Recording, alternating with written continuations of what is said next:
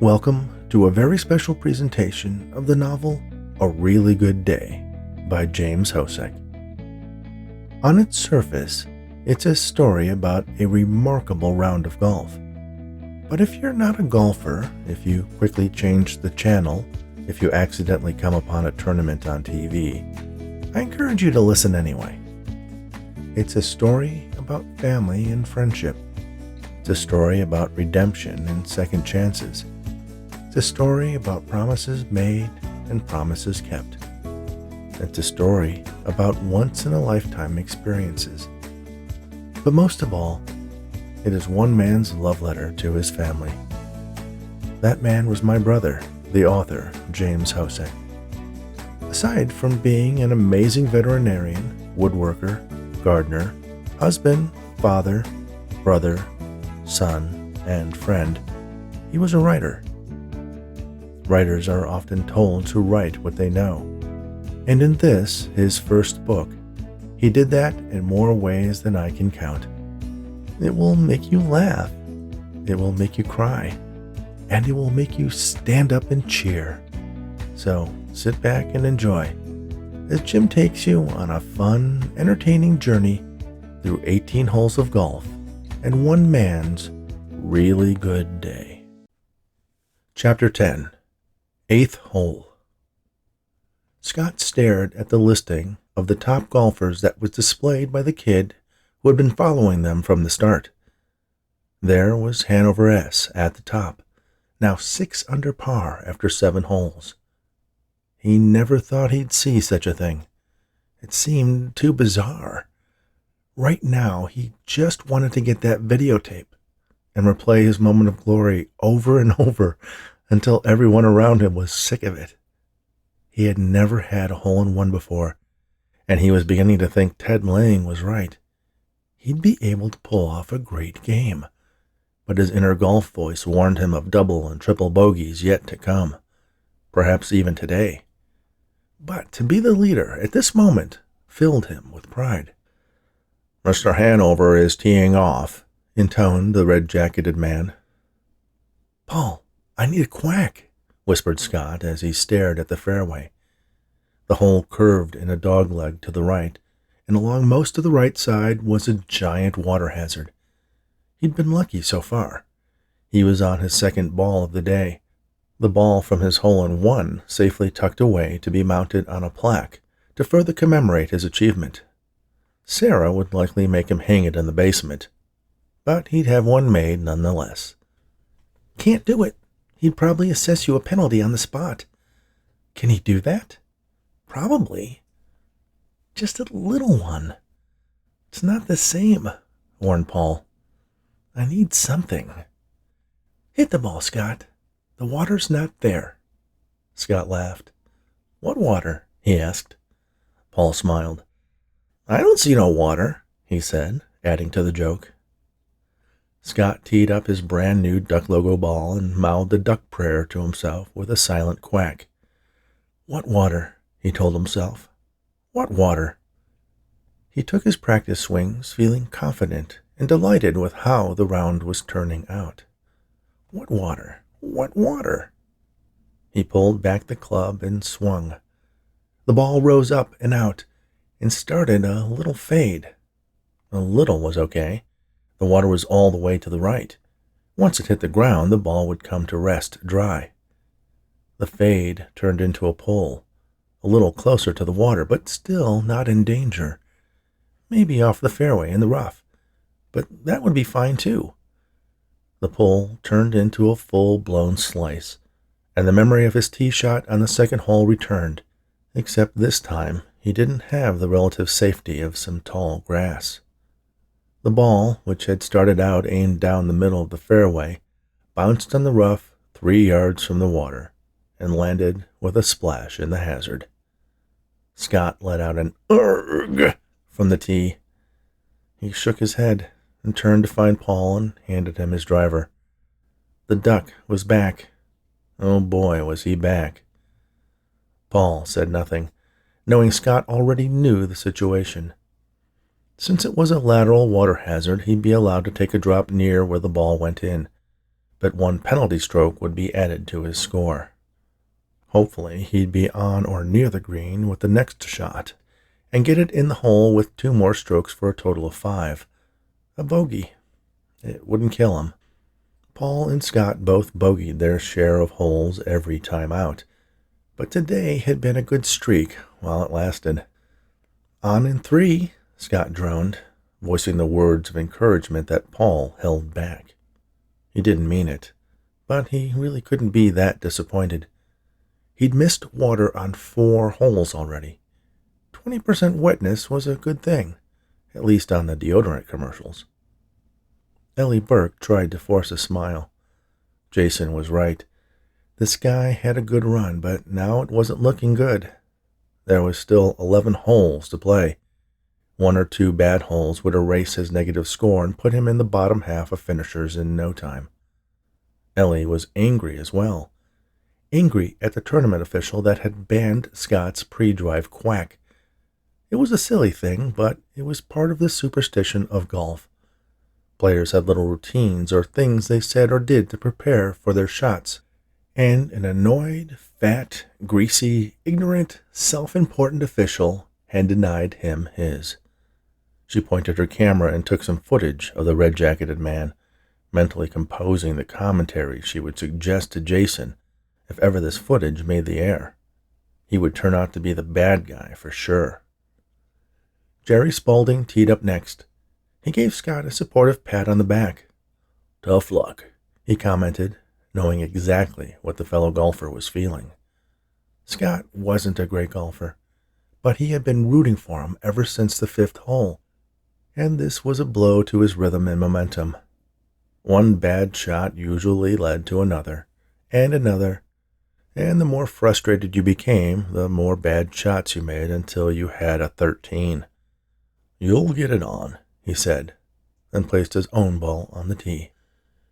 His shot also showed a little fade, but it managed to stay on the fairway, just near the turn in the dogleg, a perfect position to be on the green in 2. Pete Baldwin followed. He made no comment to Scott, but he, too, had been secretly rooting for the underdog golfer. Pete knew he had no chance of winning an opportunity to play with the pros, but he was vicariously hoping that maybe Hanover might at least give the hotshots a run for their money. Scott was still way ahead of the rest of the pack, and there was still time to pick up any strokes he might lose here. But he knew the psychological damage that a shot like that played with an amateur golfer's mind. The brain would take over from the muscles, and once one began to overanalyze what went wrong, it only got worse. Pete's shot went straight and a little to the left. His drive was perhaps as long as Jerry's, but he was 30 yards further from the hole thanks to the dogleg in the course. The crowd, which was still growing like a bacterial culture on a petri dish, followed the 3 and their caddies down the fairway. Scott would shoot next. They reached the spot where his ball splashed into the water. Paul handed him a new ball, and Scott carefully rolled it in his hand, rubbing his thumb lightly over the imprinted yellow duck. "You don't see any water, do you?" he asked. He held the ball to his ear and smiled. He said, "What water, Paul?" Paul laughed. "What did I do wrong on my drive?" he asked. "You want the technical explanation or the psychological?" "What's the difference?" "The technical you ain't going to fix. The psychological, on the other hand, is pretty easy." "Then let's make it the psychological explanation." "Okay, Scott. Why are you here?" "To win this tournament." Paul made a nasal buzzing tone. Wrong answer." "To shoot my best round ever?" Another buzz. "To not finish last?" A third strike sounded. "You are here to play golf, my friend. Nothing more, nothing less. Enjoy the day, the course, and even the view over this pond. But don't think you're here for anything other than to play." "I'm so stupid." "When you play in a tournament or against other players, you have unneeded pressure on you. When you play golf, it's just you. No one else is here. You can hit it in the water or in the trees or in the hole. As long as you're hitting the ball, you're in the game. Do you get it? I wasn't playing golf, was I? No, you were shooting for another eagle. Sorry to say, it ain't gonna happen. Scott chuckled. He looked across the pond at the green. There was sand behind the green to the left and some in front. Someone who saw the water and who had just hit the ball into it might chip further up the fairway to avoid it. But not a golfer. Not this golfer. 7-iron? 7-iron, agreed Paul. Scott held out his hand with the ball in his palm, glanced at the red-jacketed official to make sure his drop was in the proper area, and let the ball tumble from his fingers. It landed on the thick, tall grass, like it was set up on a tee. He took the club from Paul. For some reason, he thought of Sarah. He loved his golf, and he loved her, and he hoped there was room for both of them in his life. But he would put the clubs away for a while and spend time with his new family. If this was going to be his last game for a while, he'd have fun. He'd been having fun. It always seems fun when you have a good game or a good hole or a good shot. It only took one shot, that was the saying, to bring you back again. He'd be back again, perhaps with a son or daughter in tow to share the peacefulness and tranquility he found here. He lined up the shot and took his practice swings. He hit the ball square, and it sailed over the water, what water, and thumped on the green, rolling to 4 feet away from the pin. "Playing golf," said Paul. Scott wondered what his caddying bill was going to be for today. Whatever it was, Paul had earned it. Jerry raised his brow at the shot. Scott was sitting on the green in 3 strokes and potentially 1 putt away from par after plopping one in the pond. It was a pretty good comeback. He had a feeling he'd sink it. Jerry's shot rolled off the back of the green on a little fringe of grass that separated the green and the sand trap. Pete shanked his 8-iron, and the ball ended up in the water, 5 yards short of the green. He moved up and dropped a ball and chipped it into the back sand trap, and almost threw another club into the water. His next shot out of the sand rolled well past the pin, almost off the green, and Pete looked about ready to give up. He was still away and would shoot again, this time his 6th stroke. He putted with little concentration, or so it appeared to Scott, and his putt showed it. It ended up 6 feet short of the hole. 2 more putts put him in the hole with an 8. Jerry knocked his ball to within inches of the hole with his first putt, and sank the next one with a lazy one-handed knock-in. Silence greeted Scott as he replaced his tiny penny with his ball. The green seemed surrounded by people, and more were up at the next tee. The camera was aimed at him, and despite all this pressure, he knew he would make the shot. He had seen the ball go in the hole in a déjà vu-like trance. He would par the hole and stay 6 strokes under par. He was playing golf. He was having fun. The cheers were heard all the way up at the scoreboard. Scott Hanover's drive into the water had many observers on edge. Was this hole going to be the start of his downfall? The cheers could mean only one thing. The scorekeeper listened to the report from the 8th hole and pulled a square number card from his stack, holding it close to his chest until he could hang it on the paired brass hooks. It was a 4. Hanover had parred 8. He was still 6 under and leading his closest competitor by 5 strokes. It was unlikely that many of the best players just teeing off or about to would equal that score for the entire round. A few people started moving. Then more joined them as they realized that the threesome would be teeing off at the top of the hill, just 500 yards away. Some walked and others jogged over to the 9th green. Many hoped to catch a glimpse of a golfer having a tremendous round. Others hoped they would be witnessing the start of his demise. In any case, few wanted to miss it. As they settled in around the green, their attention turned to the top of the hill in the distance. Observers who had been watching the action on the 8th tee from the elevated vantage point were now parting to either side. Before long, a man walked into the empty space. He wasn't wearing tights and a cape. He wasn't glowing with a heavenly aura. He was just a golfer. A golfer having a really good day. "Shall we take a little walk?" suggested Jake. "Sure." Gina hugged his arm as they followed the crowd to the 9th green. "Are you going to sign him?" "Why not?" "You know, if he wins, Karen Blakely is going to be really pissed off." "I know," smiled Jake. "If he loses, what have you lost?" "Exactly." "Aren't these guys supposed to be amateurs?" she asked. "Yes." "Then how can they sign up to do anything?" "Well, technically they are limited to receiving $500 per appearance or sponsor, and can't accept any cash for a tournament. But physical prizes are okay. And there are always ways to work around it. Delayed payouts until he loses his amateur status, compensation as a consultant, or something like that." "Sounds like you know your stuff," Gina teased. "It's coming back. Hey, do you have a cell phone?" "You know I do." She detached herself and rummaged through her purse and pulled out the tiny black box. "Here," she offered. Jake dialed Jonathan's phone number. "What's going on?" begged Jonathan. "April Weinstein says that Karen Blakely signed Andrew Patterson." "Yep," answered Jake. "Jake, I thought you'd get it. I really did." "Nope." "Is Gina there?" "Yep." "Is your next answer going to be nope?" Jake had to think about it. It wasn't going to be, but he had to say it. "Nope." Jonathan laughed. "Are you okay?" "I think I may have a real Cinderella for you. Forget Patterson." "Forget Patterson?" "Forget Patterson. He is a favorite. Everyone expects him to win.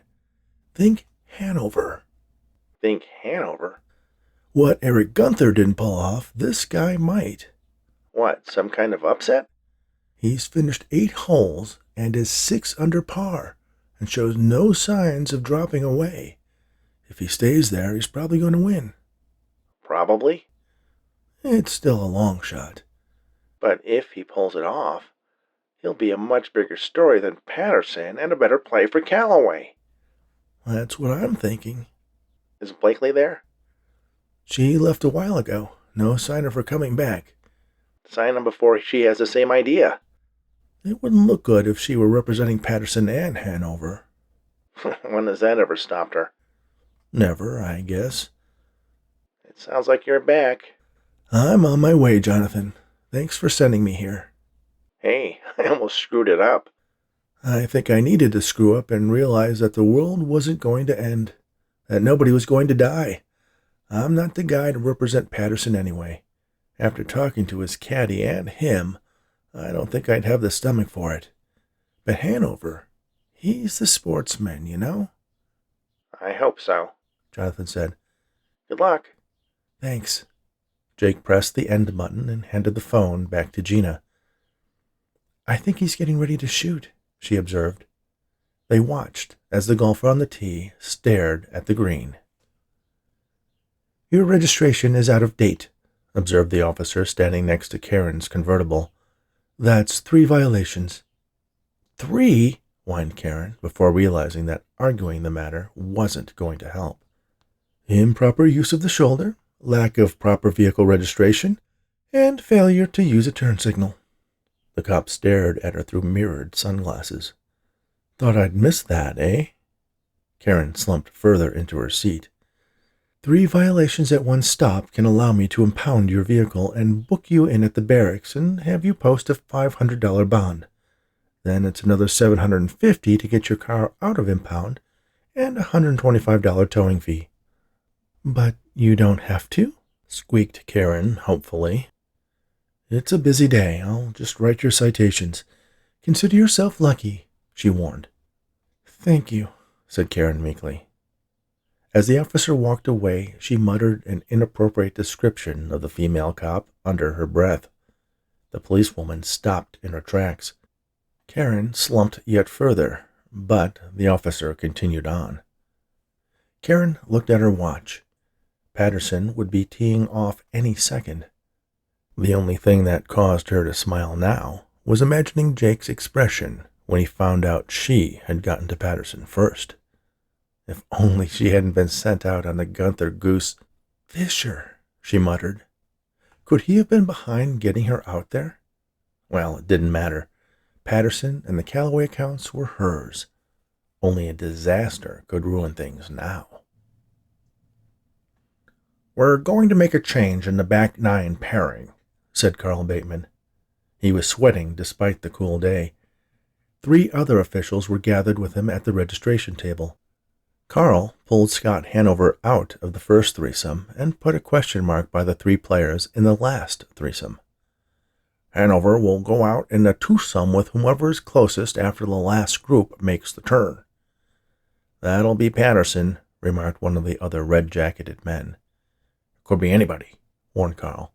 "No one thought Hanover would be doing this well.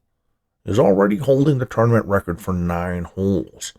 Heck, it might even be a state record for all I know. Somebody find out." Another red jacket nodded. "Does anyone know where the USA Sports guy is?" "I saw him at the scoreboard 10 minutes ago." "I think his cameraman has been following Hanover all morning. Let's try and make sure he has all the information he needs to get this on the air. Gentlemen, the only thing that could assure us a better chance at airtime tonight would be if Tiger Woods showed up." All the men looked around hopefully for a second or two. "We should do an equipment check," recommended one of the men. "Didn't someone already do it?" "Not on the first 10 threesomes. Heck, nobody thought it would matter with them." "That's all we need. Too many clubs, an illegal driver, or an illegal ball. We'd have to disqualify the guy," observed Bateman. "All right, we'll pull his caddy aside and do it discreetly after the 9th hole," ordered Bateman, pointing to the 3rd red jacket. "Call me immediately if there are any problems, and make sure he's filling in his scorecard correctly, too. That's all we need is for him to get disqualified," he said, worrying. "The final threesome of the day is on the tee," announced the starter. "Mr. Frederick Martin will be first, followed by Kerry Newman and Andrew Patterson. Mr. Martin, whenever you are ready." Andrew stood confidently. The other 2 golfers he was with were good, but neither had the ability and self-confidence that Andrew had. He had played with Martin before and knew his weaknesses. Newman was an unknown, but was rated below himself and Martin. It was Andrew's for the taking. A roar erupted from the scoreboard area just as Fred Martin was about to swing. He waited for the murmur to die down, then hit his first drive, long and straight down the middle. Eric Peters whispered into Patterson's ear, "Hanover just saved par on the 8th. He's still at 6 under." Andrew's expression did not waver.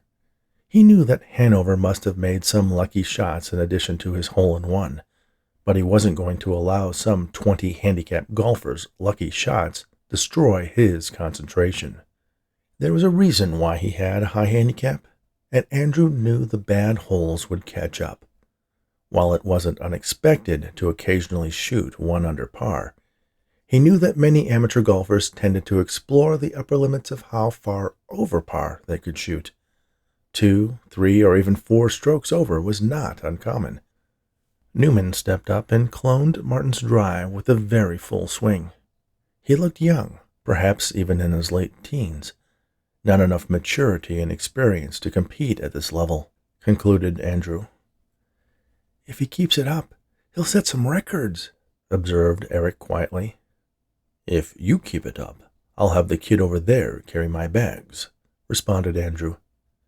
He hated advice from caddies in general, and absolutely despised talk about anything else. Why were people so excited about a golfer having a few good holes? The round was 18 holes. Consistency and concentration would win the tournament, not lucky shots. Andrew stepped up to take his turn at the tee box. He slid a tee and a brand-new ball from his pocket. Leaning lightly on his driver, he inserted the tee with a ball on top of it into the ground. He grasped the club as he always did, set the club head 2 inches behind the ball, drew back, and swung in a beautiful, precise, fluid motion that seemed to negate some of the odd appearance of his golf attire. Despite his eccentric appearance, most of those observing saw he had the skill to back up that eccentricity. His ball also sailed straight, but landed a good 10 yards past the other drives in the middle of the fairway. Andrew had attempted many sports in his life, but none pleased him more than golf. Its many variables and slow speed allowed him to plan for a wide variety of possibilities, and when a shot went as planned, as it did over 90% of the time, it excited him. Putts were the most thrilling part. The more challenging the shot, the better. Sometimes he found himself aiming for difficult positions to try out putts that had several different breaks along their length and required precise knowledge of how the ball would roll and turn. Too much speed and it would miss. Too little, the same. 9 times out of 10, he hit just right. As he and Eric headed down the fairway, he noticed the large crowd gathered around the 9th green. The first group would be coming in now off the back 9. In 2 hours, Hanover would have likely finished his round and be well over par, and Andrew would be 3 under, perhaps 4, if he got a good roll on the 9th tee shot. Then the attention would be on him. It was only natural they'd lock onto this Hanover fellow now. After all, what was there to do until Andrew teed off? "Well, Joe, are you glad you made that bet with Patterson now?" Ted asked. "If only he can keep it up. The other guys with Hanover have had at least one disaster hole each. If he can just limit his bogey holes on the back 9, he might pull it off," answered Joe. The 2 men were standing by the 9th tee as Scott Hanover sank his putt on 8. They had witnessed the ball bouncing into the water and figured it was Hanover's, since he would still have honors. Scott's recovery and ability to save par surprised them both. Most golfers would have bogeyed or double bogeyed a hole starting like that. But Scott was able to let it slide right off, and now he was standing on the 9th tee, staring down at the green tucked over to the left of the 450-yard fairway. Joe had seen Scott in frequent consultation with his caddy and assumed he was playing a big role in keeping the amateur on track. A good caddy could make a big difference, Joe had found, if you let him. "I hope he does win," Ted Lang said. "Hanover winning will do more for the amateur end of the sport than Patterson could." "Even if he finished second, it'll be the best match I've seen. They're having a meeting about pulling Hanover out of the order and letting him pair with the next top golfer after everyone finishes 9, whispered Ted. "You mean he could go head-to-head with Patterson? If Patterson can come close to 6 under. That might be too much pressure for Scott. Here he's playing with guys only a little better than him. Once he sees a few of Patterson's arrow-straight drives, he'll fall apart." "If he was going to fall apart, it would have been after he put one in the water," argued Ted. "True," mused Joe. "On the other hand, think of the pressure it might put on Patterson." Joe shook his head in disagreement. "He's got ice water in his veins. Nothing phases him. He's got the mental part of the game under control." "How often has he played against someone who was beating him?" pointed out Ted. Joe thought it over. "Never, I guess. Do you think it might put some stress on him?" "He might try to get more aggressive if he needs 1 or 2 more strokes under what he was planning on." "It will be interesting to see. Would Patterson make any changes to his carefully scripted game if things weren't going as planned? He'd have to depend on some lucky shots, which isn't his style. He knows which greens to 2-putt and which ones to go for it on." "But despite all his golfing ability," pointed out Ted, "he can't capture that spirit of the game that Scott Hanover has. Patterson likes golf because he's good at it and he can excel. Scott loves golf because it's more fun than frustration, and that, I think, gives him an edge today." "Just today?" "Especially today. He has nothing to lose and can walk away happy shooting par. He knows he can have bad holes and expects them. Patterson doesn't even allow for a bat hole. If he had a bogey today, it would devastate him." "Did you ever have a day like Hanover's having?" asked Joe. Ted smiled. "Every day for the last year," he answered enigmatically. The hushed conversations around the green quieted down, and Ted and Joe watched as Scott Hanover got ready to hit his drive on the 9th hole.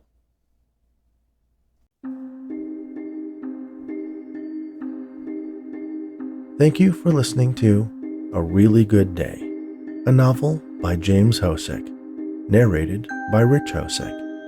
If you're interested in purchasing a hardcover edition of this story for yourself or a golfer in your life, visit jimbooks.myshopify.com. You'll get free shipping in the United States. You'll also get the complete audiobook and ebook editions with your purchase.